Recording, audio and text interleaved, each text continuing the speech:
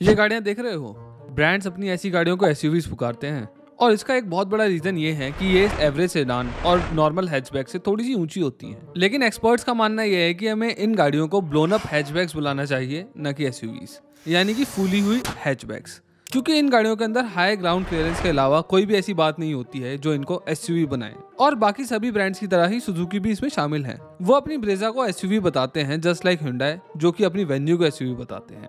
चलो ये गाड़ियाँ कुछ हद तक एसयूवी जैसी लगती भी है तो हम मान लेते हैं कि एसयूवी है, लेकिन हद तो तब हो जाती है जब मारुति सुजुकी वाले अपनी इस गाड़ी को एक एसयूवी की तरीके से मार्केट करते हैं। Now even though Maruti Suzuki काफ़ी सारी ऐसी गाड़ियों को एसयूवी बताते हैं जो एसयूवी नहीं है एक्चुअल में, लेकिन मारुति सुजुकी ही वो कंपनी है जिसने इंडिया के लोगों को रियल एसयूवी दी है, जो कि हद से ज़्यादा कैपेबल थी। हाँ, मैं यहाँ पर जिप्सी की बात कर रहा हूँ।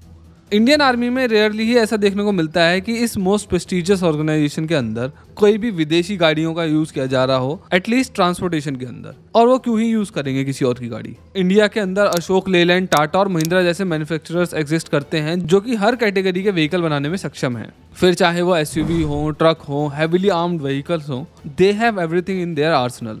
लेकिन तब भी इतने दिग्गज इंडियन खिलाड़ी होने के बाद भी इंडियन आर्मी को एक गाड़ी ऐसी है जो बहुत ही ज्यादा पसंद है, जो कि इंडियन नहीं है और जापान से आई है। आर्मी को जिप्सी इतनी ज्यादा पसंद है कि आप इस बात का अंदाजा इससे लगा सकते हैं कि आर्मी ने इसको लगातार 30 साल तक यूज किया है, लेकिन ये जिप्सी का लास्ट बैच था जिसको आर्मी द्वारा ऑर्डर किया गया था। और ऐसा इसलिए क्योंकि अब जिप्सी की टेक्नोलॉजी पुरानी फील होने लगी है और आर्मी को नई टेक्नोलॉजी पर बेस्ड गाड़ियों की भी जरूरत है। लेकिन अब ये रूमर्स पूरे इंटरनेट पर फैले हुए हैं कि इंडियन आर्मी अपनी पुरानी जिप्सीज को नई लॉन्च हुई जिमनी से रिप्लेस कर सकती है और इसके बहुत ही ज्यादा हाई चांसेस हैं। और इस बात का पता इससे भी चलता है कि मारुति सुजुकी ने रीसेंट कॉन्फ्रेंस के अंदर V3 कार्स को बोला था कि वो अपनी डार्क ग्रीन कलर की जिमनी आम जनता को नहीं देने वाले हैं और वो इसे आर्मी के लिए होल्ड कर रहे हैं। सो अब ये तो क्लियरली दिख ही रहा है कि आर्मी मारुति सुजुकी की इस रियल एसयूवी का पीछा छोड़ने के मूड में नहीं दिखाई देती है। लेकिन एक बहुत बड़ा सवाल ये उठता है कि सिर्फ जिप्सी ही क्यों?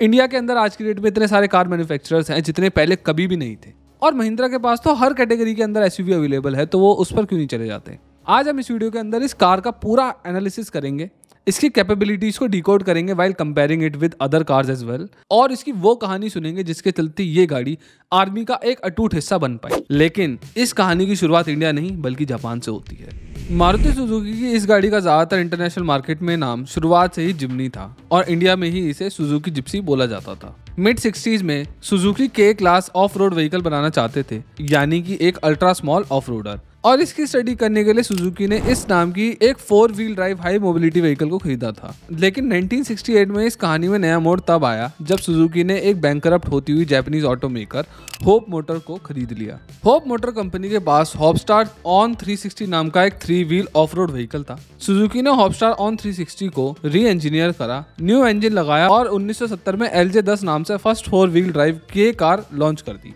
सुजुकी ने इसके अंदर एक 2 cylinder 2 stroke air cooled engine लगाया था जो 25 हॉर्स पावर जनरेट कर सकता था। सुजुकी ने इस LJ10 के कार को जिमनी नाम से मार्केट करा और अपने लॉन्च के सिर्फ 1 साल के अंदर ही इस गाड़ी की अनएक्सपेक्टेड 5000 यूनिट सेल हो गई और नेक्स्ट ईयर यानी कि 1971 में इसकी 6000 यूनिट्स बिक गई।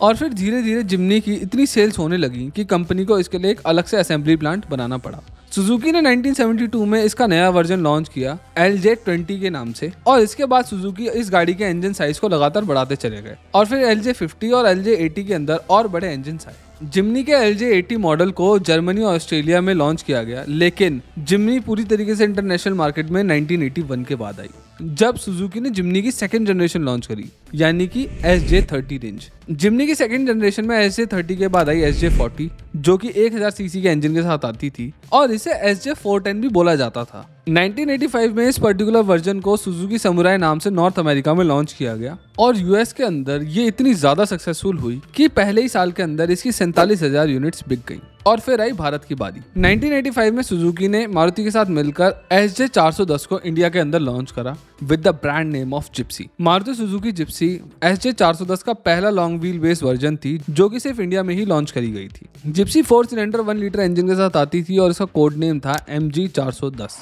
MG यानी कि Maruti Gypsy, 4 stands for 4 cylinder and 10 का मतलब था 1.0 लीटर्स। जिप्सी में एक कार्बोरेटेड इंजन लगा हुआ था जो कि सिर्फ 45 हॉर्स पावर ही जनरेट कर पाता था, लेकिन ये गाड़ी शुरुआत में ही स्विचेबल 4 व्हील ड्राइव के साथ आई थी।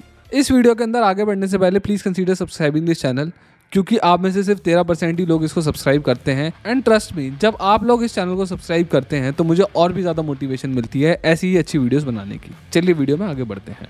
मारुति जिप्सी की सेल्स ज़्यादा तो नहीं थी, लेकिन ये पुलिस और अदर लॉ एनफोर्समेंट ऑर्गेनाइजेशंस में बहुत ही ज़्यादा पॉपुलर हो गई। लेकिन जिप्सी की लाइफ में सबसे बड़ा एडवांसमेंट आया 1991 में, जब इसे एक एसयूवी की तरह पहली बार इंडियन आर्मी के अंदर इंडक्ट किया गया था। 1985 से 2020 तक यानी कि 35 सालों के अंदर सुजुकी ने अपनी जिप्सी की 1,75,000 यूनिट्स इंडिया के अंदर बेची हैं। लेकिन इंडिया की सिक्योरिटी फोर्सेस के अंदर जिप्सी की पॉपुलैरिटी को इस बात से समझा जा सकता है कि 1991 से 2020 तक इंडियन आर्मी में ही जिप्सी की 35,000 यूनिट्स सेल हो गई थी।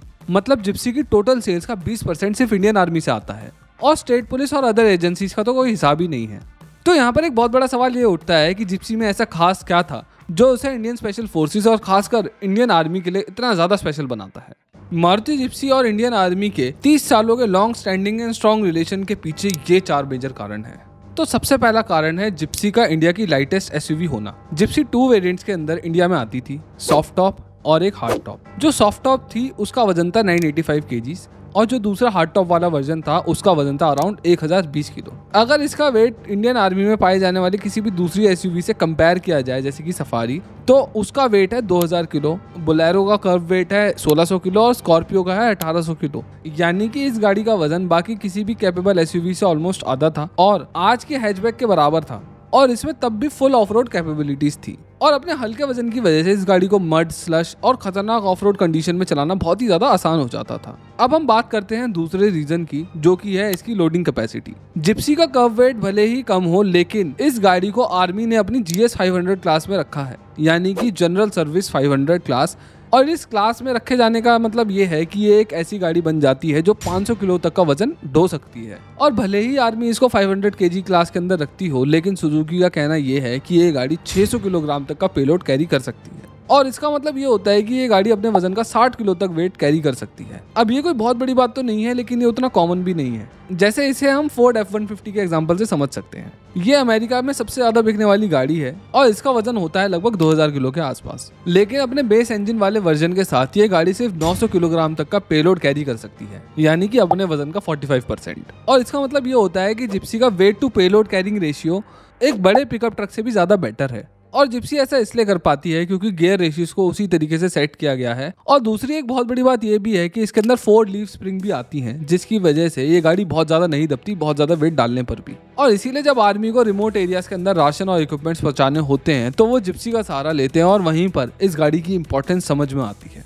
थर्ड फैक्टर जो जिप्सी को बहुत ही ज्यादा कैपेबल बनाता है वो है इसका पेट्रोल पावर्ड एसयूवी होना।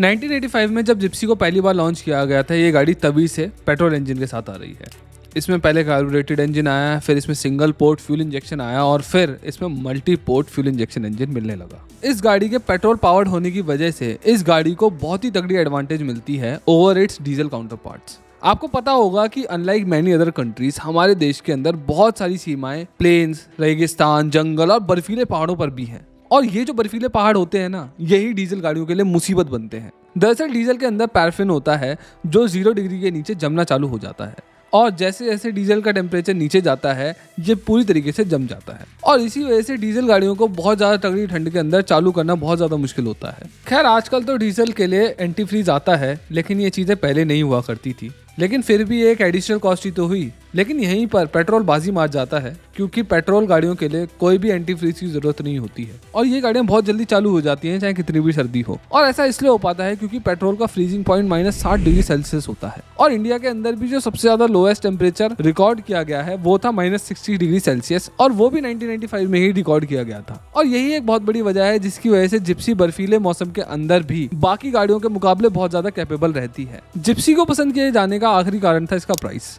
आर्मी को अक्सर ऐसी गाड़ियों की जरूरत होती है जो कम खर्चे में ज्यादा से ज्यादा कैपेबिलिटी प्रोवाइड करा सके और जिप्सी यहीं पर खरी उतरती है क्योंकि ये गाड़ी अपने एंड तक भी 6.5 लाख में ही मिल जाया करती थी। खैर जिप्सी ने बहुत साथ दिया आर्मी का, लेकिन जिप्सी की ये जर्नी दिसंबर 2018 में तब खत्म हो गई जब एमिशन स्टैंडर्ड्स को मैच ना कर पाने की वजह से और सख्त होते हुए क्रैश टेस्टिंग की वजह से इस गाड़ी को डिसकंटिन्यू करना पड़ा।